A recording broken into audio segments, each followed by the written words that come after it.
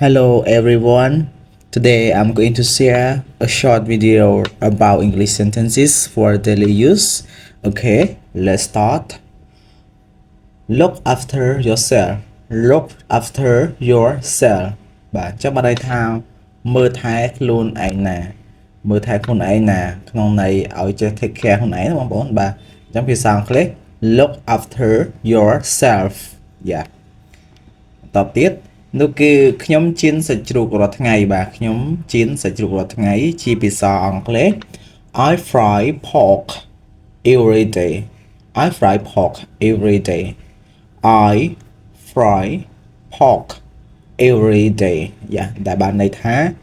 ខ្ញុំជៀនសាច់ជ្រូកជារៀងរាល់ថ្ងៃបាទអញ្ចឹងញ៉ាំតែសាច់ជ្រូករាល់ថ្ងៃណាញ៉ាំសាច់រាល់ថ្ងៃពេកក៏អត់ល្អដែរមកនេះណាឡើងជាតិអាស៊ីតអីអញ្ចឹងទៅយ៉ា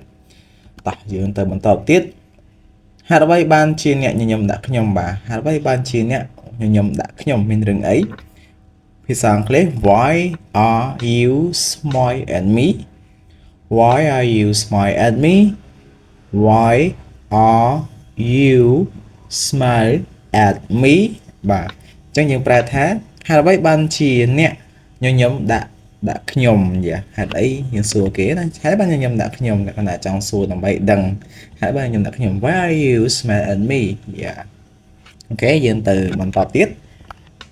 នោះគឺខ្ញុំកំពុងតែឆុងកាហ្វេបាទខ្ញុំកំពុងតែឆុងកាហ្វេជាភាសាអង់គ្លេស I am brewing coffee. I am brewing coffee. I am brewing coffee បាទអញ្ចឹងយើងប្រែថាខ្ញុំកំពុងតែឆុងកាហ្វេបាទជាធម្មតាបងប្អូនចូលចិត្តកាហ្វេច្រើនអញ្ចឹងបើសិនយើងឆុងកាហ្វេញ៉ាំខ្លួនឯងយើងនិយាយជាភាសាអង់គ្លេសទៅ I am brewing coffee អញ្ចឹងខ្ញុំកំពុងតែឆុងកាហ្វេយ៉ាអូខេទៅបន្តទៀតខ្ញុំបន្ថែមអំបិលបាទខ្ញុំបន្ថែមអំបិលទៅលើម្ហូបសម្លអីណាអញ្ចឹងយើងអានថា I add salt. I add salt. I add salt បាទអញ្ចឹងយើងប្រែថាខ្ញុំបន្ថែមអំបិលបើសិនជាម្ហូបអាហារយើងមើលទៅដល់ស្ទើរប្រៃអញ្ចឹងយើងរៀននិយាយជាភាសាអង់គ្លេសទៅនិយាយថា I add salt ខ្ញុំបន្ថែមអំបិលយ៉ាបន្តទៀតនោះគឺ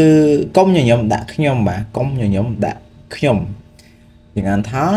Don't smile at me. Don't smile at me. Don't smile at me បាទអញ្ចឹងយើងប្រែថាកុំ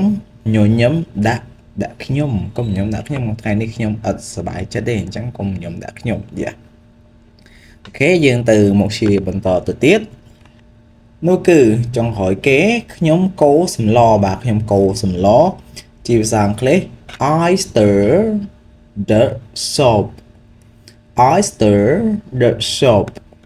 I stir the soup បាទអញ្ចឹងយើងប្រែថា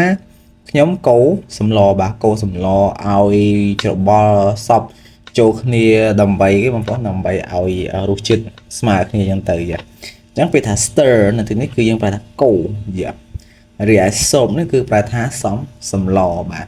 អញ្ចឹងវីដេអូខ្លីមួយនេះក៏ឈានមកដល់ទីបញ្ចប់ហើយដែរសូមអរគុណច្រើនបងប្អូនសម្រាប់ការចូលតាមដានទស្សនាហើយកុំភ្លេចចុច like ក៏ដូចជា subscribe និង comment នៅខាងក្រោមបាទសូមជម្រាបលាជួបគ្នានៅវីដេអូក្រោយទៀត